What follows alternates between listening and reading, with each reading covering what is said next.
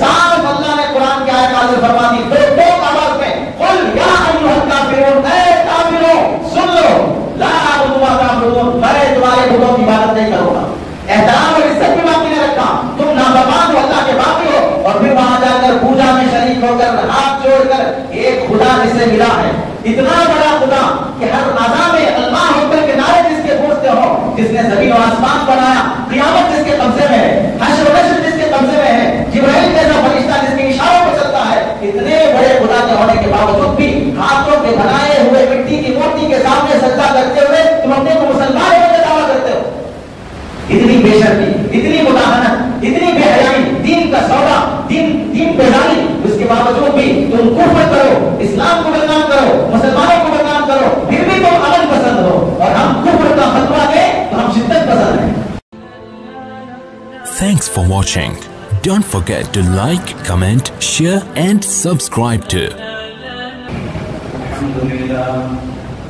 الحمد لله نحمده ونستعينه ونستغفره ونؤمن به ونتوكل عليه ونعوذ بالله من شرور أنفسنا ومن سيئات أعمالنا من يهده الله فلا مضل له ومن يضلل فلا هادي له ونشهد أن لا إله إلا الله ونشهد أن محمدا عبده ورسوله أما بعد فقد قال الله تبارك وتعالى في القرآن المجيد والفرقان الحميد أعوذ بالله من الشيطان الرجيم بسم الله الرحمن الرحيم تلك الأيام نداولها بين الناس صدق الله العظيم اللهم صل على سيدنا محمد وعلى آل سيدنا محمد وبارك وسلم اللهم صل على سيدنا محمد وعلى آل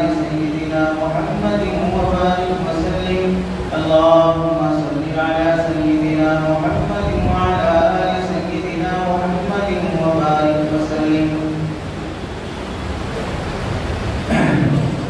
میرے محترم عزیزوں، بزرگوں اور دوستوں، قرآن مجید کی آیت پر حدیث پاک کی روشنی میں مجھے آپ حضرات کے سامنے جو بات عرض کرنی ہے وہ ملک کے موجودہ حالات کے پیش نظر ہم مسلمانوں میں اس طرح کی مایوسی اور ناامیدی، ڈر اور خوف چھاتے جا رہا ہے کہ رام مندر کی افتتاح کے بعد سے ظلم کا جو سلسلہ شروع ہو چکا ہے، اور اس کے بعد گیان مسجد جو نشانے پر تھی اور اس ظالم مختار رشوت خور جج نے اپنے ریٹائرمنٹ کے آخری دن جھوٹا اور ناانصافی کا فیصلہ کر کے ریٹائر ہوا، اس لالچ پر کہ اسے آگے بڑھنے سے پہلے کوئی جہنم کا بہت بڑا گڑھا مل جائے گا تاکہ وہ اپنی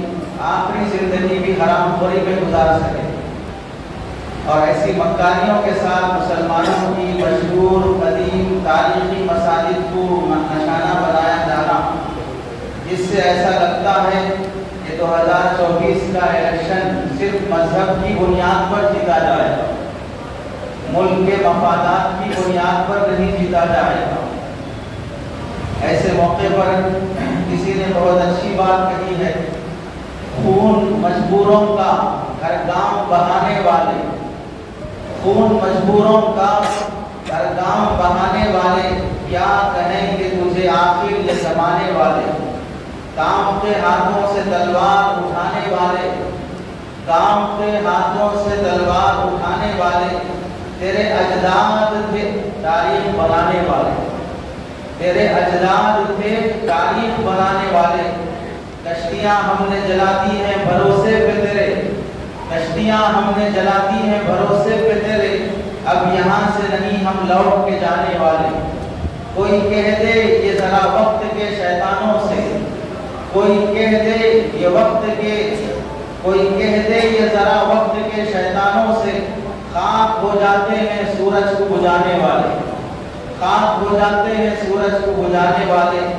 زندہ رہنا ہے تو پھر خود کو مٹانا سیکھو، زندہ رہنا ہے تو خود کو مٹانا سیکھو، خود کے مرتے ہیں سدا جان بچانے والے، ہاتھ اپنے بھی گواں بیٹھیں گے ایک دن، ہاتھ اپنے بھی گواں بیٹھیں گے ایک دن، سجدگاہوں کے تقدس کو مٹانے والے، ہاتھ اپنے بھی گواں بیٹھیں گے ایک دن، سجدگاہوں کے تقدس کو مٹانے والے، جو اپنی کرسی کے بلبوتے پر عہدے اور طاقت کے زور سے تاریخ اور دلائل کی روشنی کو ملحوظ رکھے بغیر، ملک کے امن اور شانتی کو ملحوظ رکھے بغیر جو درندے اس طرح دندناتے پھر رہے ہیں، ان کا بھی ایک دن انجام ہونے والا ہے۔ جب اللہ نے وقت کے فرعون کو، نمرود کو، حامان کو، قارون کو، وقت کے بڑے بڑے ظالموں کو عبرتناک سزا دی ہے۔ دنیا میں سب سے بڑا ظالم اگر آج بھی اس کی لاش زندہ ہے یعنی موجود ہے تو وہ فرعون ہے۔ وقت کے فرعون کو اللہ نے نمونے کے طور پہ ابھی بھی باقی رکھا ہے، اس کے جسم اور مجسمے کو اللہ نے محفوظ رکھا ہے کہ بعد میں آنے والے تمام فرعونوں کے لیے وہ عبرت بن سکے۔ تو آج کی 5 سال 10 سال کی حکومت میں فرعون بننے والوں کو اس 100 سال کے فرعون سے سبق لینا چاہیے کہ ایک دن انجام ان کا بھی وہی ہونے والا ہے۔ ایسے موقع پر ہم مسلمانوں پر چند ذمہ داریاں اور حالات سے چند سبق سیکھنے کی ضرورت پڑتی ہے۔ آپ پہلی بات یہ دیکھیں، دنیا میں کسی کو مسخر کرنے اور کسی کو اپنے قبضے اور کسٹڈی میں کرنے، اپنے ہینڈ میں کرنے کے لیے سب سے بڑی چیز 2 طرح کی طاقتیں ہیں جو سپر پاور کہلاتی ہیں۔ ایک سپر پاور ہے اقتصادی طاقت یعنی اکنامک سپر پاور، اور دوسری سپر پاور ہے فوجی سپر پاور یعنی ملٹری سپر پاور۔ اس وقت دنیا میں سپر پاور طاقتوں میں سے اقتصادی اور اکنامک کے لحاظ سے جو سپر پاور طاقت ہے وہ چائنا اور جاپان شمار ہوتا ہے، اور دوسرا ملٹری کے لحاظ سے سپر پاور طاقت شمار ہوتی ہے وہ امریکہ۔ خاص طور سے 1991 کے بعد سے جب پہلی جنگ عظیم، دوسری جنگ عظیم یہ سلسلے ختم ہوئے، اس کے بعد سے امریکہ سپر پاور بنا ہے فوجی اور ملٹری ہونے کے لحاظ سے، جس کے بعد سے لے کر اب تک وہ دنیا کے مختلف ملکوں میں اپنی طاقت کے زور سے لڑاتا بھی ہے اور پھر اپنا قبضہ جماتا بھی ہے۔ چنانچہ جہاں ہم کھلی آنکھوں سے دیکھ رہے ہیں کہ فلسطین اور غزہ پر محض اسرائیل کی بمباری نہیں ہو رہی ہے، اس کی پشت پناہی میں دہشت گرد امریکہ بھی برابر کھڑا ہے۔ عراق کے موقع پر بھی دہشت گرد امریکہ ہی تھا، افغانستان کے موقع پر بھی دہشت گرد امریکہ ہی تھا۔ دنیا کے جتنے ممالک آپ دیکھیں کہ جہاں دہشت پھیلا ہے تو اس کے پیچھے امریکہ کا ہاتھ ضرور نظر آئے گا، اور پھر بھی میڈیا کی طاقت کی وجہ سے وہ اپنے آپ کو امن اور شانتی اور جمہور اور سیکولر مذہب کہلائے گا اور خاص ایک مذہب کو نشانہ بھی کرتا رہے گا۔ ان 2 طاقتوں کے اتنے زیادہ اکنامک لحاظ سے چائنا میں کتنے نئی مصنوعات ٹیکنالوجیز ایجاد ہوتی ہیں۔ سمندر کے تہہ میں بہت بڑا شہر آباد کر کے رکھا ہے چائنا نے، سمندر کے 150 میٹر نیچے بڑا شہر آباد کر کے رکھا، جہاں بڑی بلڈنگیں اس نے بنایا ہے۔ تصور بھی نہیں کر سکتے اتنی بڑی ٹیکنالوجی چائنا کے پاس ہے، اس کے باوجود بھی کیا پوری دنیا کو اس نے مسخر کر لیا۔ امریکہ پوری دنیا کو اپنے ہاتھ اور اپنی مٹھی میں کر لیا، یعنی اپنے مذہب کا اور اپنی نظریات کا تسلط ابھی تک نہیں کر سکا۔ ان 2 بڑی طاقتوں سے بھی ایک بڑی طاقت ہے جسے نظریاتی طاقت کہا جاتا ہے، یعنی ideology super power, ideological super power. نظریات اور سوچ اور عقیدہ اتنا مضبوط ہے کہ وہ ہاتھ پیر چلائے بغیر، اکنامک لحاظ سے سپر پاور بنے بغیر، ملٹری کے لحاظ سے سپر پاور بنے بغیر، اپنی آئیڈیالوجیکل کے لحاظ سے وہ لوگ دنیا کو مسخر کر لیتے ہیں۔ چنانچہ اس کی مثال تاریخ میں ہمیں ملتی ہے۔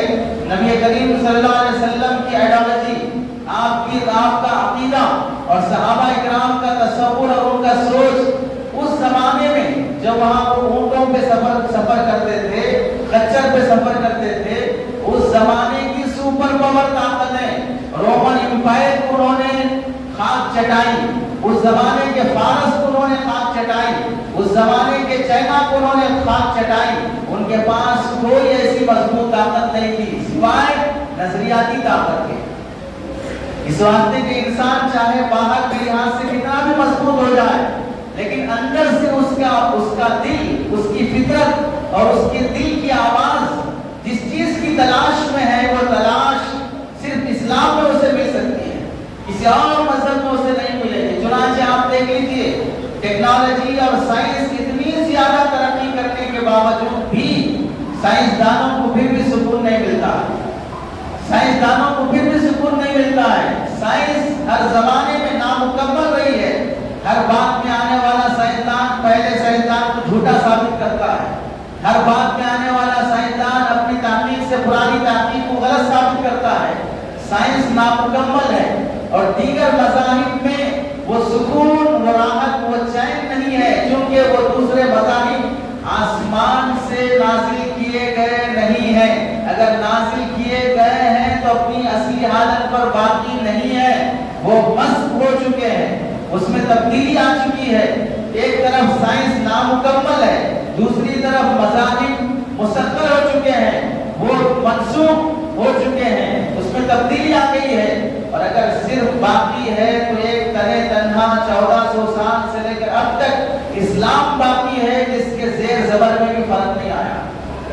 ہر دور کی طاقتیں اپنی انتھک کوششیں کرنے کے بعد بھی اسلام کی ایک حدیث اپنی جگہ سے مٹا نہیں سکے، اسلام کے ایک حکم میں تبدیلی نہیں لا سکے، اسلام کے ایک حرف کو، ایک سورے کو، ایک آیت کو، ایک لفظ کو بھی قرآن کے بدل نہیں سکے۔ اتنی زیادہ مضبوطی اور محفوظ شکل میں جو چیز زندہ ہے وہی فطرت کے موافق ہوتی ہے، اور جو تبدیل ہوتی رہتی ہے وہ فطرت کے موافق نہیں ہوتی۔ تو اس واسطے پہلی چیز تو ہم مسلمانوں کی یہ سمجھنا چاہیے، دنیا کی 3 بڑی طاقتوں میں سے ایک بڑی طاقت آئیڈیالوجیکل سپر پاور وہ مسلمانوں کے پاس ہے، انہیں کبھی ہمت نہیں ہارنا چاہیے۔ اپنی نظریاتی مضبوطی کی وجہ سے، اپنے عقیدے کی مضبوطی کی وجہ سے وہ چائنا کو بھی جیت سکتے ہیں، وہ جاپان کو بھی جیت سکتے ہیں، وہ امریکہ کو بھی جیت سکتے ہیں۔ چنانچہ آپ دیکھ لیجیے، ان کنٹریز میں ہر آئے دن ہزاروں کی تعداد میں لوگ مسلمان ہو رہے ہیں۔ آپ ایک مثال سے سمجھائیں، جامعہ الامام محمد بن سعود ریاض سعودیہ کا کیپٹل سٹی، اس جامعہ کے ایک استاد دکتور خلود النجار نے ایک مرتبہ سعودیہ میں جو عراق اور کویت کی جنگ چل رہی تھی، اس موقع پر اس عالم دین نے امریکہ کی فوج جو عراق کو تباہ کرنے کے لیے سعودیہ میں مقیم تھی، وہاں ایک مرتبہ اسلام کا تعارف کرانے کے لیے یہ تشریف لائے۔ گھنٹہ 2 گھنٹے تک انہوں نے اسلام کا پرچار کرایا، تو ہزاروں کے مجمع میں جہاں پر ملٹری بیٹھی ہوئی ہے امریکہ کی، اس میں سے ایک نوجوان امریکی پائلٹ اٹھا اور اس نے وہیں سے ہاتھ اٹھا کر کہا کہ میں اسلام قبول کرنا چاہتا ہوں اور اپنے اختیار اور مرضی سے اسلام قبول کرنا چاہتا ہوں۔ وجہ پوچھی کیا بات ہے، تو وہ کہنے لگا مجھے دنیا کی ہر راحت کا سامان حاصل ہے، پاور بھی ہے، امریکہ کا پائلٹ ہوں، لڑکیاں بھی ہیں، شراب بھی ہے، عیاشی بھی ہے، سب کچھ حاصل ہے، لیکن مجھے جس سکون کی تلاش تھی وہ سکون مجھے آج آپ کی گفتگو میں ملا کہ اسلام کے اندر اللہ نے وہ سکون اور راحت رکھی ہے۔ میں اپنے سکون حاصل کرنے اور بے چینی ختم کرنے کے لیے مذاہب کی 5000 کتابیں میں نے پڑھی، ہر مذہب سے متعلق 5000 کتابیں میں نے پڑھی، 100 سے زائد چرچ میں گیا، پادریوں کے ساتھ بیٹھا، لیکن مجھے کبھی سکون نہیں آیا۔ آج میں آپ کے ہاتھ پر کلمہ پڑھ کر اسلام قبول کرنا چاہتا ہوں، اس وجہ سے کہ مجھے اسلام میں سکون محسوس ہو رہا ہے۔ اور چند دن ہی گزرے تھے کہ اس امریکہ کی فوج سے متعلق یہ خبر وہاں کے اخبار میں عام ہوئی کہ امریکہ کی فوج میں اسلام کے تذکرے جب چھڑنا شروع ہوئے تو 2000 فوجیوں نے اسلام قبول کیا، 2000 فوجیوں نے اسلام قبول کیا۔ یہاں پر سمجھیں، جو اسلام کو سمجھنا چاہتا ہے وہ اسلام کو سینے سے لگائے بغیر خالی نہیں رہتا، جو اسلام کو، اس کی حقائق کو، اس کی گہرائی کو جاننا چاہتا ہے، جیسے پی ایچ ڈی کرتے ہیں لوگ، ویسے اگر کوئی اسلام پر پی ایچ ڈی کرے گا، ہم یقین سے کہہ سکتے ہیں کہ اس کی پی ایچ ڈی جہاں پر ختم ہوگی اس کے کفر کی بھی انتہا ہوگی، اور جہاں وہ اپنی پی ایچ ڈی کا مقالہ بند کرے گا اس کے کفر کی داستان بھی بند ہوگی اور وہ اسلام قبول کرے گا۔ اسلام میں اللہ نے ویسی کشش رکھی ہے، کبھی اسلام فنا ہونے والا مذہب نہیں ہے۔ آپ ایک پہلی مثال سے سمجھیں، دنیا میں ایک رپورٹ شائع ہوئی تھی 3 فروری 1992، جس وقت یہاں بابری مسجد شہید کی گئی۔ اس وقت امریکہ کے میگزین میں ایک نیوز عام ہوئی، نیوز اخبار کا نام ہے ویب، اس میں ایک رپورٹ جاری ہوئی۔ کیا رپورٹ تھی کہ روس کی سرحدیں، یعنی روس کی تمام سرحدی ریاستیں، ازبکستان ہے، قزاقستان ہے، کرغزستان ہے، ترکستان ہے، ترکمانستان ہے، تاجکستان اور تمام مسلم ریاستیں جو 1917 میں کمیونسٹ کے انقلاب کے آنے سے 70 سال تک تقریباً وہ کمیونزم کے گہرے میں رہی، وہ مسلم ریاستیں جہاں پر مسلمان تھے۔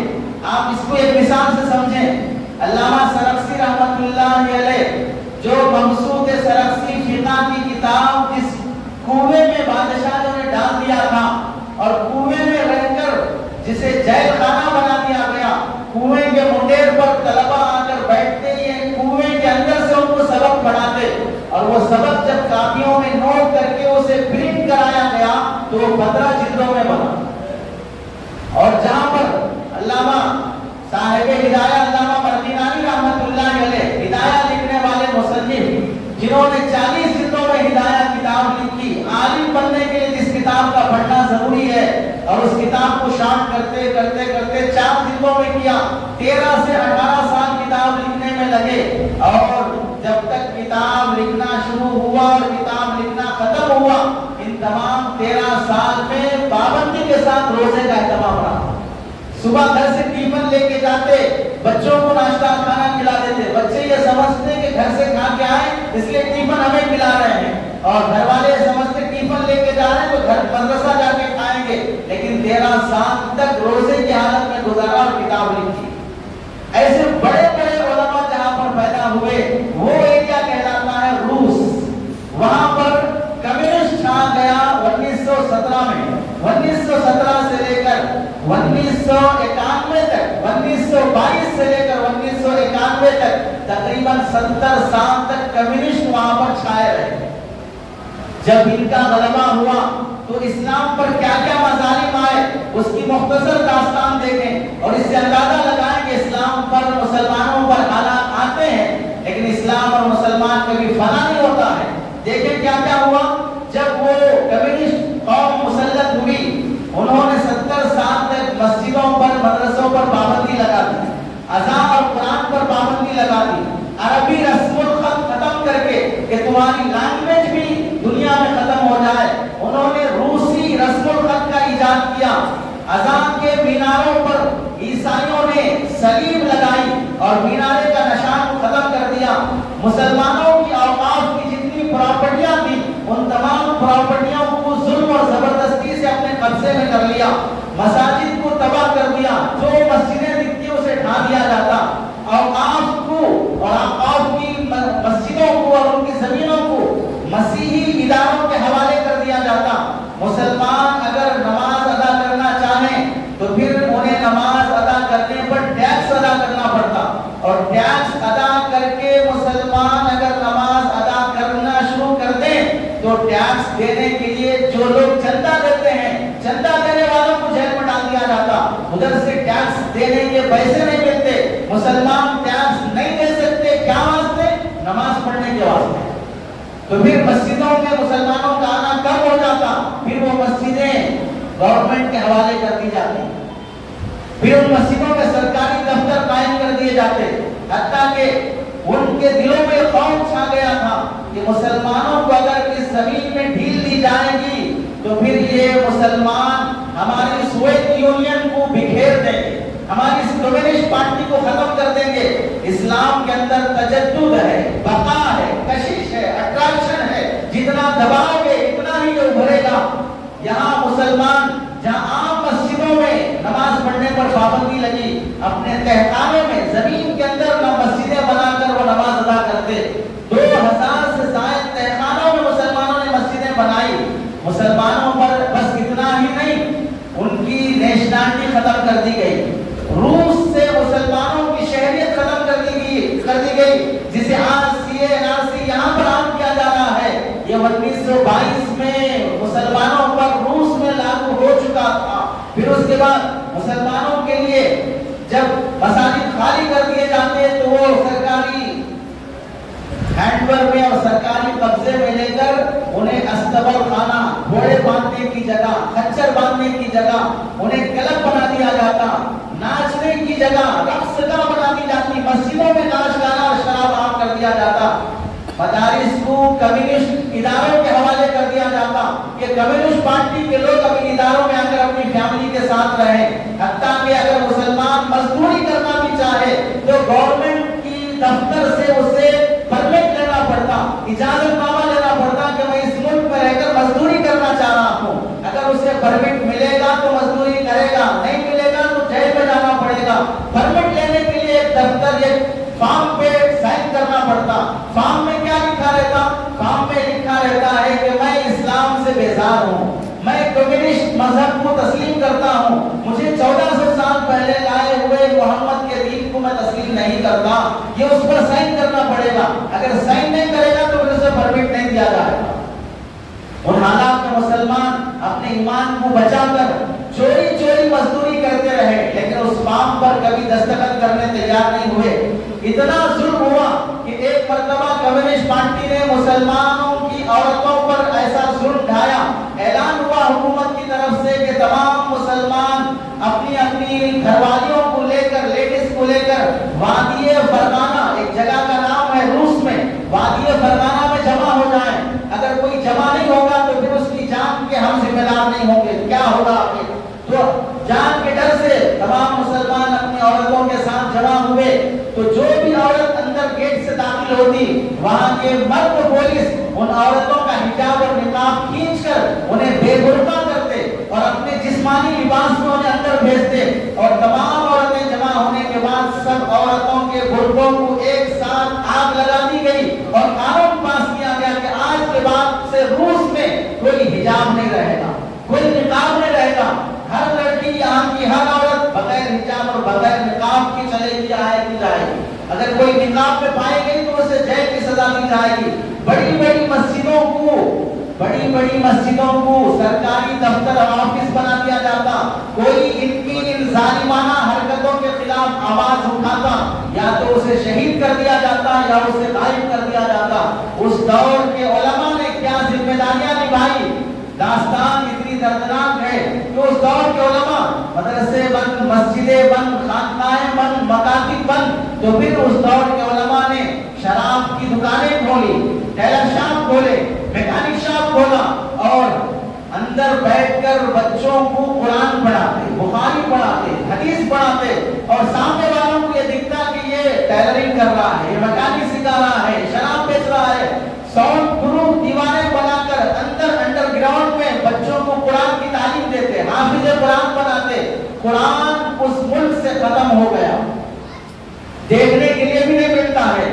جو حافظ تھے جن کے سینوں میں قرآن محفوظ تھا وہ ازبر اپنے بچوں کو قرآن حفظ کراتے۔ بچہ دیکھ کر قرآن نہیں پڑھ سکتا، دیکھے بغیر پورا قرآن پڑھ دے گا، چونکہ قرآن دیکھنے کے لیے اس ملک میں تھا ہی نہیں ہے۔ اور ایک مرتبہ کمیونسٹ پارٹی نے اتنا ظلم کیا کہ مسلمانوں وہاں کی GPO خفیہ، روسی خفیہ پولیس کی رپورٹ ہے کہ اسٹالن نے حکم دیا تھا وہاں کی پولیس کو کہ ایک محضر نامہ تیار کرو جس میں یہ لکھا ہوا ہو کہ روس کے پورے علماء کو جمع کر کے اس میں جو میٹر لکھا ہوا ہے اس پر سائن کریں۔ کیا میٹر ہے کہ 1400 سال پہلے لائے ہوئے محمد کے دین سے میں بیزار ہوں اور میں اسٹالن کے اور لینن کے تمام احکام کو دل و جان سے قبول کرتا ہوں کہ دنیا کا امن پسند مذہب اسلام نہیں ہے، اس پر دستخط کرو، تمہاری جان محفوظ، تمہاری فیملی محفوظ، تمہارا خاندان محفوظ، اور تمہیں ہم یہاں سرکاری مہمان بنا کر رکھیں گے، فیسلٹیز دیں گے۔ اللہ گواہ ہے، روسی پولیس کی رپورٹ ہے، ایک عالم دین ایسا نہیں تھا جس نے اس فارم پر دستخط کیا۔ ہم نہیں جانتے تاریخ میں علماء کی کیا قربانیاں ہیں۔ آج اگر تم نے میڈیا میں کسی ڈھونگی جاہل کو دیکھ کر جو رام مندر کی ابتدا میں جا کر یہ بیان اور بھاشن دیتا ہے کہ اصل بھارت یہ ہے، اصل امن اور شانتی یہ ہے، بھارت ایکتائی کی طرف جا رہا ہے، کافر بن گیا، عذاب کا مستحق بن گیا اور لیبل مسلمانوں کا، حلیہ مسلمانوں کا لگا کر پھر اسلام میں اتحاد کی دعوت دے رہا ہے۔ اللہ کے نبی علیہ السلام کو جب یہ دعوت دی گئی مکے کے کافروں کی طرف سے، ایک سال آپ ہمارے بتوں کی عبادت کر لیں، ایک سال ہم آپ کے خدا کی عبادت کر لیں گے، صاف اللہ نے قرآن کی آیت نازل فرما دی دو آواز میں، قل یا ایھا الکافرون، اے کافروں سن لو، لا اعبد ما تعبدون، میں تمہارے بتوں کی عبادت نہیں کروں گا، احترام اور عزت بھی باقی نہ رکھا، تم نافرمان ہو، اللہ کے باقی ہو، اور پھر وہاں جا کر پوجا میں شریک ہو کر ہاتھ جوڑ کر ایک خدا جسے ملا ہے، اتنا بڑا خدا کہ ہر اذان میں اللہ اکبر کے نعرے جس کے گونجتے ہوں، جس نے زمین و آسمان بنایا، قیامت جس کے قبضے میں ہے، حشر و نشر جس کے قبضے میں ہے، جبرائیل جیسا فرشتہ جس کے اشاروں پر چلتا ہے، اتنے بڑے خدا کے ہونے کے باوجود بھی ہاتھوں کے بنائے ہوئے مٹی کی مورتی کے سامنے سجدہ کرتے ہوئے تم اپنے کو مسلمان ہونے کا دعویٰ کرتے ہو۔ اتنی بے شرمی، اتنی مداہنت، اتنی بے حیائی، دین کا سودا، دین بیزاری، اس کے باوجود بھی تم کفر کرو، اسلام کو بدنام کرو، مسلمانوں کو بدنام کرو، پھر بھی تم امن پسند ہو، اور ہم کفر کا فتویٰ دیں تو ہم شدت پسند ہیں۔ تم بازاری بنا کرو پھر بھی تم امن پسند ہو، تم اللہ کے باقی بن جاؤ پھر بھی امن پسند ہو، اور جو کفر کو کفر کہے، اسلام کو اسلام کہے، دونوں کے فرق کو واضح کرے تو پھر وہ شدت پسند بن جاتا ہے۔ آپ اگر اس زمانے کا ٹیپو سلطان کے دور میں ہونے والا وہ شخص جس نے ٹیپو سلطان کو دھوکہ دیا تھا اور ہر مسلم دور میں ان مسلمان حکمران کو دھوکہ دیا تھا، میر جعفر، میر صادق، آپ کو آج کی شکل میں دیکھنا چاہتے ہو، ان چہروں کو دیکھ لو جو چہرے اسلام کی نمائندہ کرنے کے لیے مندروں کی پوجا کرنے میں جاتے ہیں، اور عدالت کی طرف سے قانون پاس ہوتا ہے کہ مندروں پر بورڈ لگا دیا جائے کہ کوئی غیر مسلم مندر میں داخل نہیں ہوگا، قانون نکالا جاتا ہے، اور پھر رام مندر کی اوپننگ میں مسلمانوں کو اہتمام سے دعوت بھی دی جاتی ہے، اور مسلمان نمائندگی بھی کر رہا ہے، کس کی؟ ان تمام جہنمیوں کی جو سے دعوت دی ہے۔ اور یہ اس وقت کے مسلمان جنہوں نے کتنی مظالم سہے، کتنے انہوں نے تکلیفیں جھیلی ہیں، کتنی مشقتیں، اور ایک سال 2 سال نہیں، 70 سال میں ایک نسل ختم ہو کر دوسری نسل جوان بن جاتی ہے۔ یہ مظالم کا دور جب شروع ہوا، علماء نے وہاں کی کیا قربانیاں دی ہیں، لکھا ہے کتابوں میں کہ علماء کو جمع کر کے جب وہ دستخط کرنے کی دھمکی دی گئی، ایک عالم نے دستخط نہیں کیا، تمام عالموں کو برف والی پہاڑیوں میں تنہا بھیج دیا گیا کہ وہ برف کی ٹھنڈ سے سکڑ کے وہیں انتقال ہوتا۔ اور جو بڑے بڑے ٹاپ لیول کے علماء تھے، 93 علماء تھے اس زمانے کے، ان علماء کو الگ سے جمع کر کے کہا گیا تم اگر دستخط کر دو گے تمہیں چھوڑ دیا جائے گا۔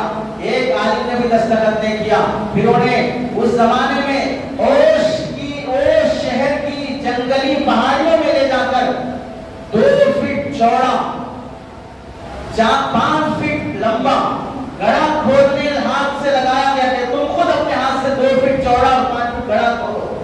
گڑھا کھودنے کے بعد چونے کی گولیاں ان علماء کے ہاتھ میں پکڑائی گئی، ایک عالم کو نشانہ گولیوں سے ایسے گولیاں چلائی جاتی کہ سائڈ سے چھو کر جاتی رہے، یعنی ان کو جسم پر زخم ہوتا رہے، جان جلدی نہ نکلے، چھلنی ہو کر ان کی روح نکلتی رہے، گولیوں سے پورے جسم کے کناروں کو چھلنی کیا جاتا۔ جب وہ عالم خون سے لطفت ہو کر بے ہوش ہو جاتا تو وہ گڑھا جو کھودا تھا اسی گڑھے میں ڈال دیا جاتا، پھر دوسرے زندہ عالم سے کہتے کہ اب اس پر چونا ڈالو، چونے کی گولی اس عالم پر گرائی جاتی، پھر دوسرے عالم کو لایا جاتا۔ اس طرح 93 علماء میں سے 92 علماء کو شہید کر دیا گیا۔ اب آخری عالم کو گولی ڈالنے والا کوئی نہیں تھا، اسے بغیر چھلنی کیے کے دفنایا گیا، تو پھر وہی ذریعہ بنا دنیا کے سامنے یہ تاریخ بتانے کا۔ یہ قربانیاں اس دور کے علماء نے برداشت کی ہے، تو آپ سمجھو روس میں مسلمانوں پر، اسلام پر 70 سال تک ایسے مظالم آئے، اس کو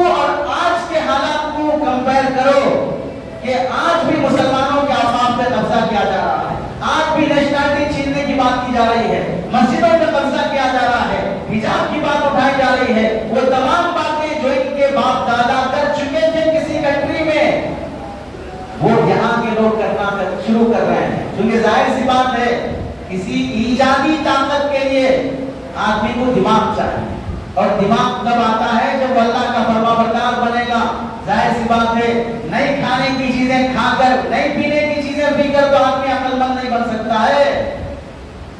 جسے ہم کھانا پینا گوارا نہیں کریں گے، بولنا بھی گوارا نہیں کریں گے. اور پھر دیکھو یہ تھا مسلمانوں پر آنے والے حالات.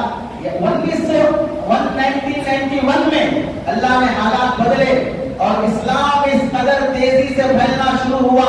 تاریخ میں لکھا ہے کہ 91 کے بعد سے ہر سال حج پر جانے والوں کی تعداد روس سے 12,000 لوگوں کی تھی.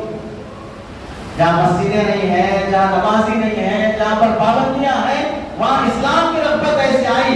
وہ زیر زمین دفن رہ کر بھی اسلام کی روشنی اور اس کے چراغ کو زندہ رکھا. اور جب پابندیاں ہٹی وہ روشنی بالکل سارے عالم میں ایسی پھیلی. 1992 کی بات ہے، سعودیہ نے روس میں $1 بلین بھیجے وہاں مسجدیں تعمیر کرنے کے لیے. اور پھر سعودیہ نے $7 بلین تاشقند کے ریلیجیس ٹرسٹ کو بھیجا کہ وہاں پر امام بخاری رحمت اللہ علیہ کی مزار کے بازو ایک بڑی یونیورسٹی بنائی جائے. $7 بلین سے مسجدیں اور مدارس قائم کیے گئے. سعودیہ کے ایک اسلامک بینک نے $3 لاکھ صرف مدرسے تعمیر کرنے کے لیے بھیجے.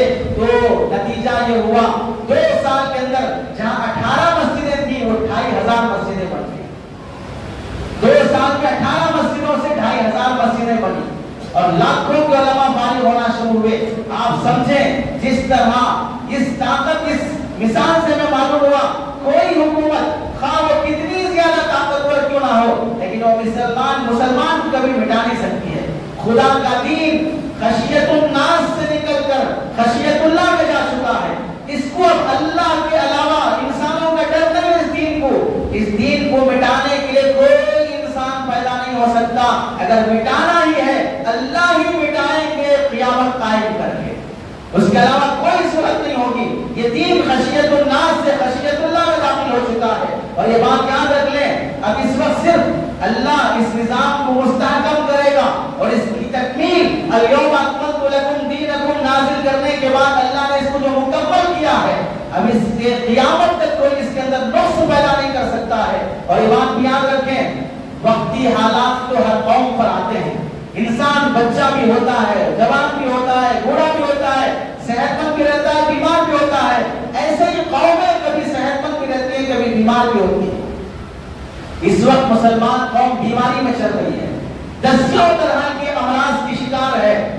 پھر وقت آئے گا اس کی صحت مندی کا، کہیں سے نشتر لگائے جائیں گے، کہیں آپریشن کیا جائے گا، کہیں دوائی دی جائے گی، کہیں پرہیز رکھنے کہا جائے گا. ان اسباب کو اختیار کرنے کے بعد پھر یہ قوم صحت مند قوم بنے گی. حالات ہمیشہ ایک ساتھ نہیں رہتے ہیں. آپ سمجھ سکتے ہیں سورج پر کبھی بدلی اور بادل چھاتا ہے لیکن اس کی روشنی کو کبھی کوئی بادل چھپا نہیں سکتا ہے. ایسے اسلام سورج کی مثال ہے، کبھی کفر کی ظلمت اس پر کبھی غالب نہیں آ سکتی ہے. اس کے ساتھ ہم سمجھیں ایودھیا کا یہ منظر جہاں پر بابری مسجد شہید کر کے رام مندر بنائی گئی ہے، وہ شہر اولیاء اللہ کا شہر ہے، ولیوں کا شہر ہے. اس شہر میں 6 لاکھ سے زائد آبادی ہے جہاں پر 67% مسلمانوں کی آبادی ہے. 100 بڑی بڑی مسجدیں ہیں بابری مسجد کے علاوہ، 54 چھوٹی مسجدیں ہیں، 20-22 بزرگوں کی درگاہیں ہیں اور 100 سے زائد مسلمانوں کے قبرستان ہیں اور 12 سے 14-15 شیعہ کے امام باڑے ہیں. یہ ولیوں کا، بزرگوں کا، اللہ والوں کا شہر ہے. لیکن ایک مذہبی تشدد اور فرقہ پرست نے ایک اپنے خاص مذہبی پیشوا کو بنیاد بنا کر صرف رام مندر بنانے کے لیے بابری مسجد پہ قبضہ نہیں کیا، آس پاس کے کئی اوقاف کی زمینوں پہ قبضہ، کئی دوسری مسجدوں کو شہید کر دینا، وہاں کے مسلمانوں پر وہاں کی زمین تنگ کر دینا. آپ سمجھ لو کہ ابتدا کسی اور شہر میں ہونا تھا لیکن ظلم دندنا رہا تھا ہر شہر میں، کفر اللہ بچا رہا تھا ہر شہر میں. ہر شہر کے لوٹے، ہر شہر کے غلیظ ایسے خوب اچھل کود کر رہے تھے جیسے بارش کے مینڈل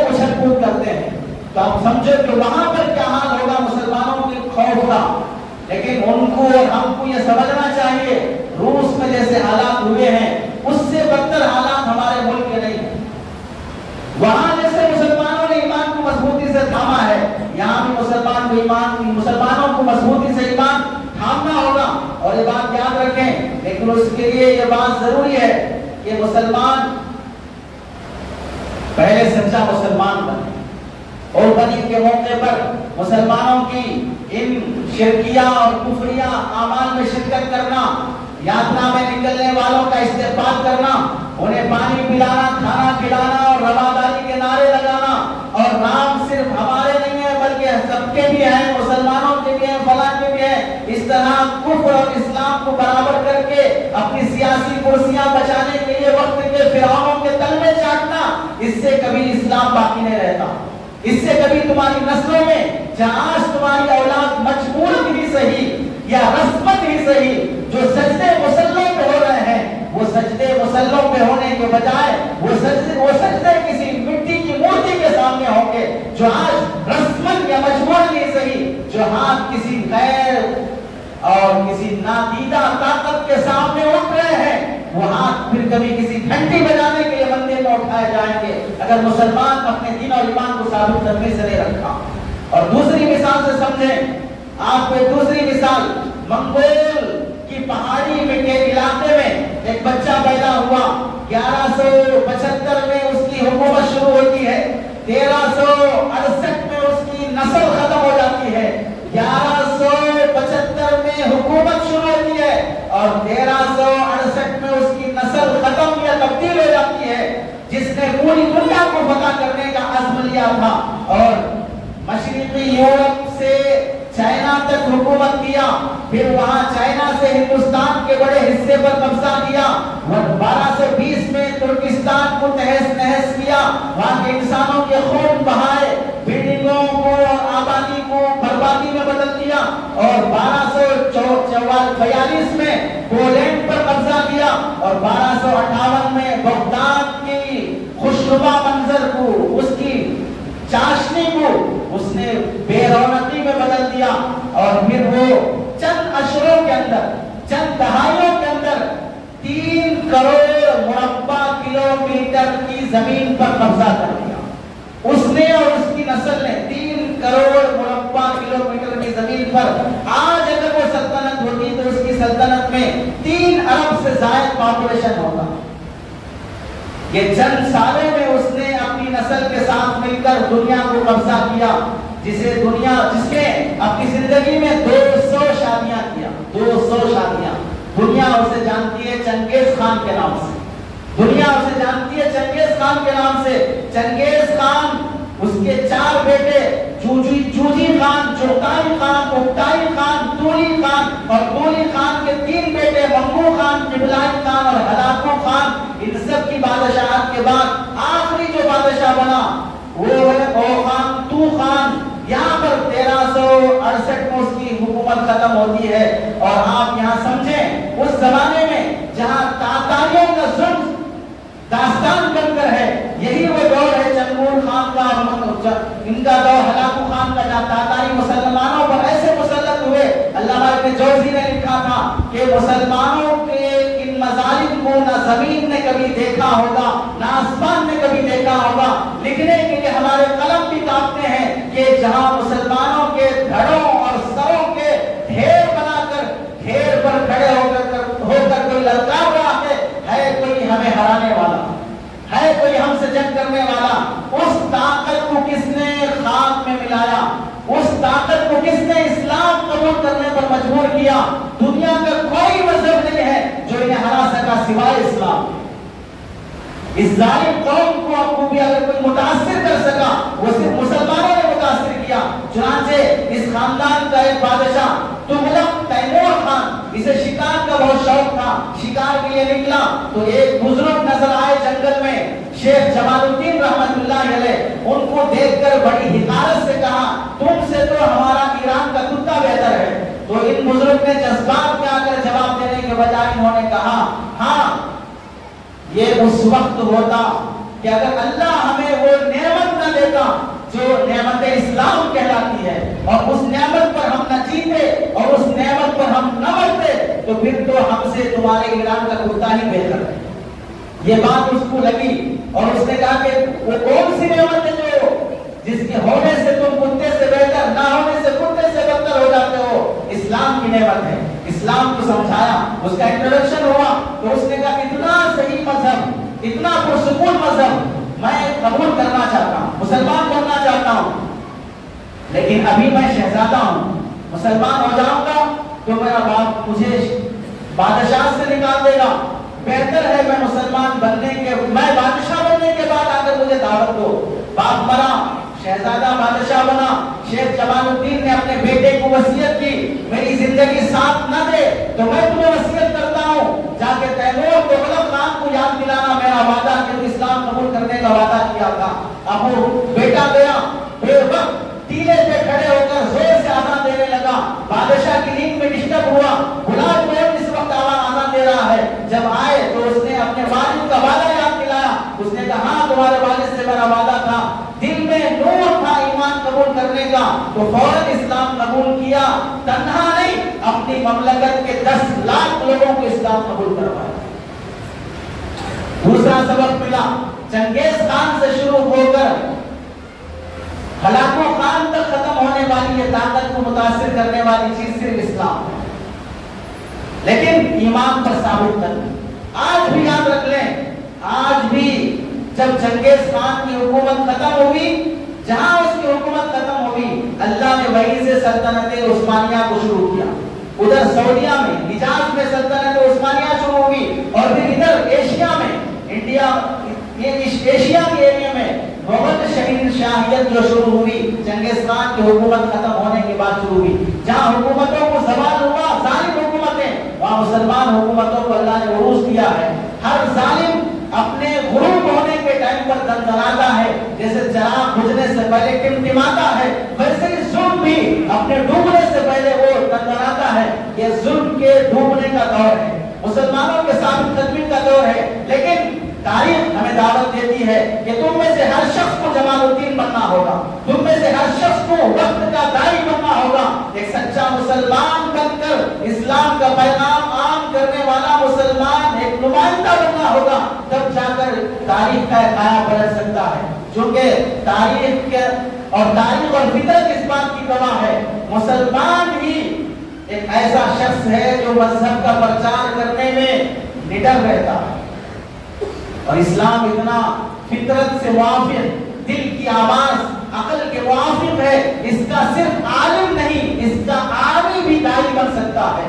دوسرے مذاہب کتنے ہٹے ہوئے ہیں، کتنے عقل سے پیدل ہیں، اس میں داعی بننے کے لیے ٹریننگ کرنا پڑتا ہے، کیونکہ الٹی باتوں کو سیدھا بنا کر پیش کرنا پڑتا ہے تو دماغ یوز کرے بغیر نہیں ہوتا. اور اسلام اتنا عقل کے موافق، فطرت کے موافق، اتنا سادہ سیدھا اٹریکشن والا ہے کہ اس کا ہر فرد داعی بن سکتا ہے. اور اس آواز کو انکار کرنے والا خود کو انکار کرنے والا ہوگا، فطرت کا انکار کرنے والا ہوگا. اور آپ دیکھیں تیسری مثال، جہاں ظلم کو عروج ملے، پھر زوال ہو، پھر اسلام کو عروج ملے. تیسری مثال لندن کا ایک مشہور اخبار ٹائمز 2 اپریل 1972 میں ایک خصوصی شمارہ وہاں سے شائع ہوا. لکھنے والا انگریز ہے، مسلمان نہیں ہے. دا ورڈ آف اسلام اس نے یہ میگزین میں لکھا اور اس نے کیا لکھا؟ مجھے سب سے زیادہ تعجب لگنے والی بات یہ ہے کہ اسلام کتنی غیر معمولی تیز رفتاری کے ساتھ دنیا میں پھیل رہا ہے.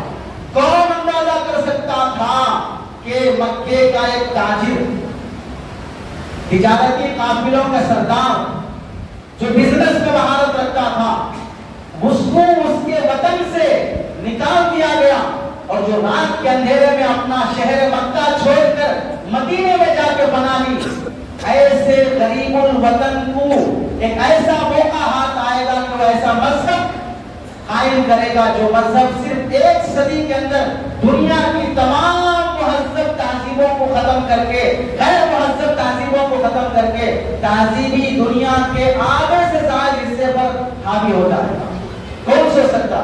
اللہ کے نبی علیہ السلام ہجرت کی رات جیسے تنہا چھپ کے گئے ہیں، کیا اس وقت کوئی مسلمان سوچ سکتا تھا کہ پوری دنیا میں اسلام پھیلے گا؟ مکے میں پھر توحید کے نعرے ہوں گے، جس مکہ مکرمہ سے نکالا جا رہا ہے اس وقت کسی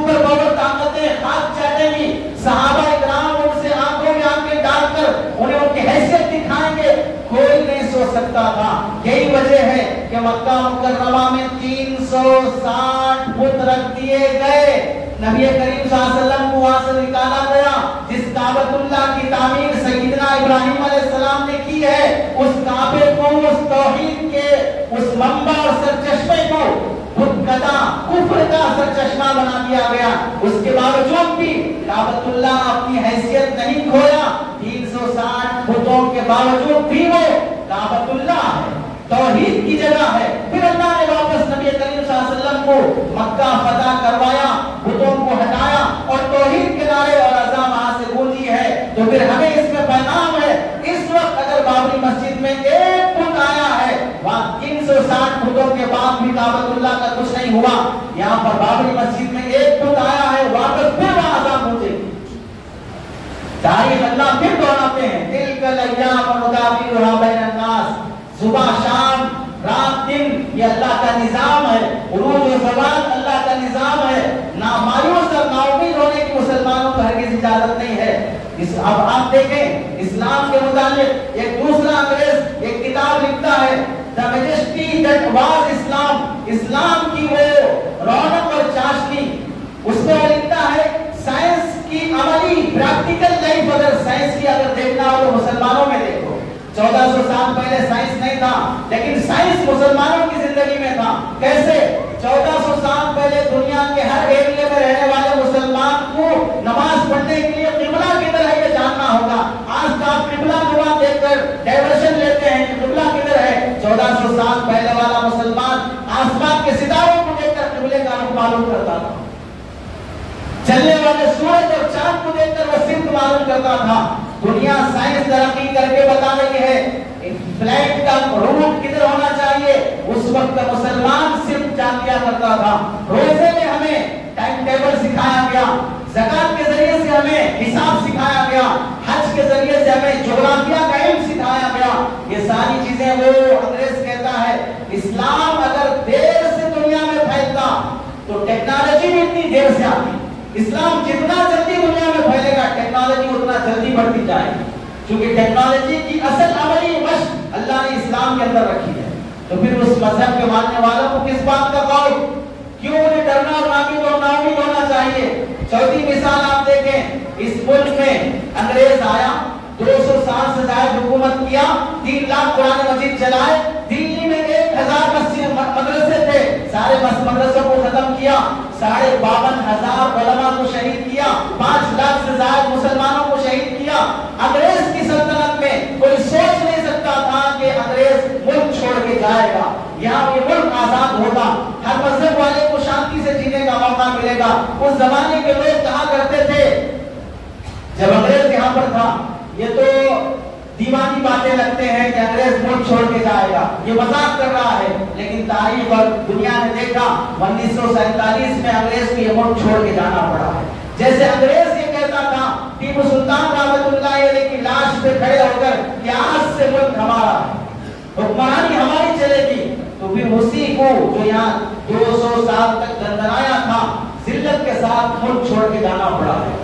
ایسے ہی جو طاقتیں اپنے عروج کے بل بوتے پر دندنا رہی ہیں, جیسے وہاں اللہ تعالیٰ نے چنگیز خان کی نسل میں تغلق تیمور کو مسلمان بنایا اور اس نے 10 لاکھ لوگوں کے اسلام قبول کرایا. آج جو کٹر دشمن اسلام بنے ہوئے ہیں, اللہ انہی میں سے کسی کو مسلمان بنائے گا, وہ اپنی ساری قوم کے اسلام کا ذریعہ اور سبب بنے گا.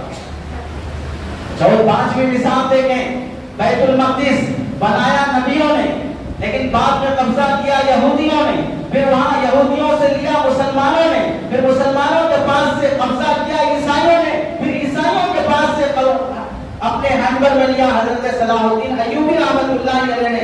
اس سے بھی معلوم ہوا بیت المقدس مسلمانوں کا ہے. اس پر کبھی یہودی آیا, کبھی عیسائی آیا, پھر مسلمانوں کے حوالے ہوا. ایسے ہی بیت اللہ بنایا مسلمانوں نے, کبھی کفر آیا, پھر اسلام کے حوالے ہوا.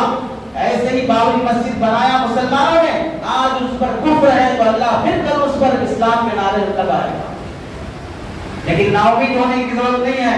6ٹھی مثال دیکھیں, 1934 میں استنبول شہر کی آیا صوفیہ مسجد, جہاں سلطنت عثمانیہ کے دور میں اسے مسجد بنائی گئی تھی 88 سال تک. 88 ایئرس وہ مسجد میوزیم بنی رہی، وضو کے بغیر، پاک ناپاک، شرابی، جواری، زانی سب لوگ وہاں پر تفریح کرنے کے لیے آتے ہیں، انٹرٹینمنٹ کے لیے آتے ہیں، مسجد ہے، اللہ کا گھر ہے، 88 ایئرس وہ میوزیم بنی رہی۔ لیکن پھر 24 جولائی 2020 کو اللہ نے پھر اسے واپس مسجد میں بدلا۔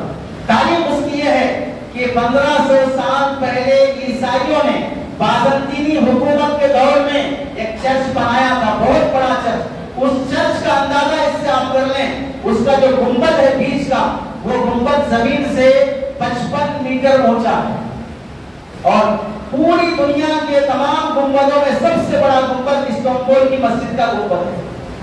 ہزاروں لاکھوں لوگ اس مسجد میں سما سکتے ہیں۔ وہ 900 سال تک وہ چرچ بنا رہا، 900 سال تک۔ پھر جب عثمانی سلطنت آئی تو 500 سال تک وہ مسجد بنی رہی۔ مسجد کے بعد پھر کمال اتاتürk جیسا خلیج بادشاہ جب بنا تو اس نے اس مسجد کو میوزیم میں بدل دیا۔ وہ 88 سال تک میوزیم بنا رہا، 88 سال کے بعد اب وہ مسجد بنا۔ اس سے کیا معلوم ہوا؟ ترقی اور زوال اللہ تعالیٰ جیسے انسانوں پر لاتے ہیں ویسے اداروں پر بھی آتے ہیں۔ آج گئی ہے تو اللہ تعالیٰ پھر وہ موقع دیں گے کہ واپس لوٹے، لیکن شرط یہ ہے مسلمانوں کو کرنے کے جو کام ہیں اس دور جدید کی ترقیات کو استعمال کرتے ہوئے، ٹیکنالوجی کا صحیح استعمال کرتے ہوئے اسلام کی تبلیغ کا ذمہ داری کو نبھانا، اپنی زندگی میں پریکٹیکل ایک سچا مسلمان بن کے دکھانا، موت سے ڈرنا یہ بزدلی ہے۔ ہم ہر روز موت کے ساتھ سوتے ہیں، دعا بھی ہمیں سکھائی گئی، اللہم بسمک اموت و احیا۔ موت کے ساتھ سونے والے کو موت سے ڈرنے کی اجازت نہیں ہے۔ موت کی آنکھوں میں آنکھیں ڈال کر بات کرنے کی شجاعت جسے سکھائی گئی میدان جنگ میں، اسے موت سے خوفزدہ ہونے کی حق حاصل نہیں ہے۔ جو قوم بزدل بن جاتی ہے، وہ ڈر جاتی ہے، وہ ایک لمحے میں نہیں مرتی ہے، ہر لمحہ مرتی رہتی ہے۔ یہ بزدلی کا وقت نہیں ہے، عزیمت کے ساتھ جینے کا وقت ہے، ہمت کے ساتھ ایمان پر ثابت قدمی سے رہنے کا وقت ہے۔ یاد رکھو اسلام فاتح عالم ہے، فاتح انسانیت ہے۔ عصائے موسیٰ سے زیادہ طاقت اللہ نے اس اسلام کے اندر رکھی ہے۔ شرط یہ ہے کہ اپنی زندگی میں، عبادات میں، مسجدوں میں، مارکیٹوں میں، شادی بیاہ کے موقع پر مسلمان بن کے دکھاؤ۔ کفر ہماری زندگی میں پہلے آتا ہے، پھر دھرتی میں بعد میں آتا ہے۔ کفر ہمارے معاملات میں پہلے آتا ہے، ہماری بیٹیوں میں پہلے آتا ہے، بعد میں پھر حالات اور سماج میں آتا ہے۔ اپنے آپ کو کفر سے بچاؤ۔ اور دوسرا کام تو اس وقت کرنے کا ہے، اس وقت کے مسلمانوں کو اسلام کا ریسرچ کرو، پڑھو اسلام کو، اسلام کی خوبیاں جانو۔ اسلام کی خوبیاں جاننے کے لیے علماء سے تعلق رکھ کر، علماء کی کتابیں پڑھ کر اس ملک میں مسلمان نافع بن کر دکھاؤ۔ یہ دکھاؤ ملک کو کہ ہم کتنا ضروری ہے اس ملک کے لیے۔ اس ملک کی امن اور شانتی ہماری ذمہ داری ہے، اس ملک کو فرقواریت سے بچانا ہماری ذمہ داری ہے۔ اور مسلمانوں کو اسلام کے حقائق جاننا، اسلام پر ہونے والے اعتراضات اور اس کے جوابات کو جاننا یہ ہر عام مسلمان کی ذمہ داری بن گئی ہے۔ ورنہ میڈیا کے ذریعے سے لوگ ایکس مسلم کا نام لے کر، جیسے ایکس بوائے فرینڈ ہوتے ہیں، کسی کے ساتھ چند دنوں تک رات گزاری، اب پھر وہ دوسرے بوائے فرینڈ کے ساتھ چلی گئی، ویسے ایکس مسلم بن گئے کہ کچھ دن کسی کا کھایا، کسی کے تلوے چاٹے، پھر اپنے دوسرا ہٹی ڈالنے آیا تو وہاں چلے گئے۔ اسلام کوڑی کے داموں میں بکنے والا نہیں ہے، چند ٹکوں کے خاطر خریدے جانے والا نہیں ہے، یہ اللہ کی طرف سے دی گئی نعمت ہے، اس کی قدر ہر مسلمان کی ذمہ داری ہے۔ تو اب ہمیں اسلام کے اعتراضات کا جواب اور علماء کے وہ یوٹیوب چینلز جس میں ان باتوں کا ذکر کیا جاتا ہے جو اسلام پر اٹھائے جاتے ہیں، وہ عام لوگ جو یوٹیوب دیکھنے کے عادی ہیں ان چینلوں کو دیکھنا چاہیے جہاں پر اسلام کے کا ڈیفنس کیا گیا ہے۔ اور یہ 1000 مسجدیں بنانے سے بھی زیادہ بہت قیمتی ہے۔ اس وقت اسلام کا ڈیفنس جو میڈیا کے ذریعے سے کیا جانا چاہیے، اس کی ایک چھوٹی سی مثال دیکھو۔ 1947 سے پہلے جب یہاں انگریز کی حکومت تھی، دہرادون میں بڑا جلسہ ہوا۔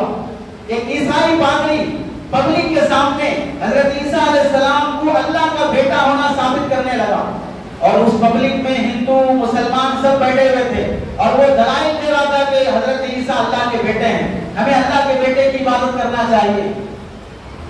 घंटा 2 घंटे बयान होने के बाद एक मौलाना खड़े हुए, उन्होंने कुरान की आयतों से समझाना चाहा, वो उल्टी सीधी बैंदरे बदलकर उन मौलाना को लाजवाब कर दिया। तो एक किसान था 52 साल की उम्र का, उसने खड़े होकर मौलाना से कहा कि मौलाना आप इल्म वाले हैं, ये जाहिल है, मैं जाहिल हूँ, जाहिल के वो जाहिल लगेगा, आप बैठ जाइए, मैं इससे बात करता हूँ। वो किसान 52 साल की उम्र का उस पादरी से कहा अल्लाह की उम्र कितनी है? उसने कहा अजीब आदमी, अल्लाह की उम्र पूछते हो? अल्लाह ला निहाया है, उसकी कोई उम्र नहीं है, हजारों करोड़ों साल से भी ज्यादा है। अच्छा, इतनी ज्यादा है अल्लाह की उम्र? अल्लाह के कितने बेटे हैं? तो ईसाई ने कहा अल्लाह का एक ही बेटा है, हजरत ईसा अलैहिस्सलाम। तो ये किसान कहने लगा पागल हो गए, इतनी सालों में एक ही बेटा जन्म सका, 52 साल में 12 बेटे जन्म लिया। इतने साल में तेरा अल्लाह एक ही बेटा जना, 52 साल में 12 बेटे जन्म लिया। ये जवाब सुनना था, इल्मी जवाब नहीं है, लेकिन फिर भी लाजवाब करने वाला जवाब था। मैदान में तालियां बजी, दूसरे दिन अखबार में छपा के पादरी हार गया, मुसलमान जीत गया। मीडिया के जरिए से जवाब देना और उसको लाजवाब करना इस वक्त उन नौजवानों की जिम्मेदारी है जो फालतू जोक्स और इधर उधर के कार्टून बनाकर अपनी जिंदगी बर्बाद कर रहे हैं। और इसके साथ ये भी देखो, ये मालूम हुआ कि मुसलमानों में ये किसान भी इस्लाम का दाई बन सकता है, ये किसान भी इस्लाम पर होने वाले एतराज का जवाब दे सकता है। लेकिन सच ये है कि मुसलमान भाई इस्लाम को पढ़े, हम ना इस्लाम को पढ़ा ना उलमा को सुना। जुमा का बयान भी होता है तो बयान शुरू होकर 15 मिनट होने के बाद आएंगे, फिल्म शुरू होता है पहले से जाकर टिकट लेके लाइन में खड़े होंगे, कहीं वलीमे और निकाह की दावत हो, ऐसे टूट पड़ेंगे जैसे जंगल के दरिंदों को अभी खाना मिल रहा है। और बयान शुरू होता है तो बड़े मस्त आराम से आएंगे, बांस को सिर्फ टाइम देख के अपनी दुकानों पर गप्पे मारते रहेंगे, अभी तो बयान चल रहा होगा, मौलाना लंबा खींचते हैं, 5 मिनट पहले चलेंगे, 10 मिनट पहले चलेंगे, सिर्फ नमाज ही तो पढ़ना है। अरे जो कौम हफ्ते में एक बार इस्लाम सुनना नहीं चाहती है, वो क्या खाक इस्लाम फैलाएगी अपने मुल्क में? वो क्या अपनी नस्ल को कलिमा फैला सकेगी? अपनी औलादों को देख लो, उन्हें ना नबियों का अकीदा मालूम है, ना अंबिया के बारे में मालूम है। अल्लामा इकबाल ने कहा था हुस्ने किरदार से नूरे मुजस्सम हो जा, हुस्ने किरदार से नूरे मुजस्सम हो जा, ऐसा मुसलमान बन कि इब्लीस भी देखे तो तुझे मुसलमान हो जाए, कि अगर शैतान भी तुझे देखे तो उस मुसलमान बन जाए। ऐसे मुसलमान बनने की जरूरत है। इस वक्त फिरका परस्त ताकतों को ये जवाब देना होगा, जैसे किसी शायर ने कहा बांट दिया इस धरती को क्या चांद सितारों का होगा, बांट दिया इस धरती को क्या होगा, क्या चांद सितारों का होगा। नदियों के कुछ नाम रखे, बहती धारों का क्या होगा। शिव की गंगा भी पानी है, आबे ज़मज़म भी पानी है, मुल्ला भी पिए पंडित भी पिए, पानी का मजहब क्या होगा। इन फिरका परस्तों से पूछो सूरज अलग बनाओगे, इन फिरका परस्तों से पूछो सूरज अलग बनाओगे। एक हवा में सांस है सबकी, क्या हवा भी अलग चलाओगे। नस्लों का करे जो बंटवारा, रहबर वो कौम का ढोंगी है, नस्लों का करे बंटवारा, रहबर वो कौम का ढोंगी है। क्या खुदा ने मंदिर तोड़ा था या राम ने मस्जिद तोड़ी थी। इस तरह मजहब के नाम पर लोग जो इस वक्त एक मंदिर की इफ्तिताह हो गई, मुल्क की महंगाई खत्म हो गई, इन पढ़े लिखे नौजवानों को नौकरियां मिल गई, काला धन वापस आ गया, मुल्क की जो करप्शन चल रहा है वो खत्म हो गया, मुल्क में रहने वाले मकरूज किसान फांसी ले रहे वो सब खत्म हो गया, अमन और शांति के कौन सा मसला हल हो गया मुल्क का एक मंदिर की इफ्तिताह करने से। नाम इश्यूज मसाइल को इश्यूज बनाकर असल में 2024 का इलेक्शन जीतने की कोशिश है और फिर उस पर सितम वाला है सितम। हमारे मुसलमान नौजवान एक मुनव्वर फारूकी क्या किसी बिग बॉस में जीत जाएगा, सबके सब छक्के बनकर उसकी खुशी मनाने जाएंगे। एक तरफ तुम्हारी बाबरी मस्जिद शहीद की जाएगी, तुम्हें उसमें सजदे करने के लिए मस्जिद में आने की तौफीक नहीं होती है, दूसरी तरफ ज्ञानवापी मस्जिद के तहखाने में पूजा करने की इजाजत दे दी जाती है, उस पर तुम्हें आंसू बहाते हुए सजदे करने की तौफीक नहीं होती है। उलमा मदरसों और मस्जिदों को रातों रात ढा दिया जाता है, उस पर तुम्हें रोने और गम मनाने की तौफीक नहीं होती है। एक मुनव्वर फारूकी का जीत जाना तुम्हारी नस्लों को खुश कर देता है, रैलियां निकालते हो, हल्ला मचा देते हो। नौजवानों की सोच, उनका रुख किधर जाना है? आज हमारे सीनों में कुरान की वो अजमत नहीं है जितना गाने वाले गवैयों की अजमत है। हमारे सीनों में हदीस और हदीस रसूल की वो अजमत नहीं है जितना इन फिल्म स्टारों की और हीरोइन की और वीआईपीज़ की जो कदर हमारे सीनों में है। एक शो देखने के लिए लाखों रुपए देकर यहाँ से मुंबई का सफर करके जाएगा, लेकिन एक मस्जिद को बचाने के लिए, एक इमाम को बचाने के लिए, एक मकतब को बचाने के लिए उसकी तनख्वाह की जिम्मेदारी भी लेना नहीं चाहेगा। सुनो, यही हाल रहेगा। आने वाली नस्लें हमारी कब्रों पर फातिहा बनने के बजाय हमारी कब्रों पर पेशाब करने के लिए आए। ये जालिम थे जिन्होंने ईमान की हिफाजत नहीं किया, ये जालिम थे जिन्होंने कलिमा की हिफाजत नहीं किया। ना मायूस हुए बगैर इस्लाम को मजबूती से थामना। आप देखो, एक बंदा खड़ा हो जाता है तो अल्लाह उससे कितना काम लेते हैं। क्वैत का रहने वाला अब्दुर्रहमान सुमैत नामी एक शख्स 29 साल अफ्रीका के जंगलों में काम करता है।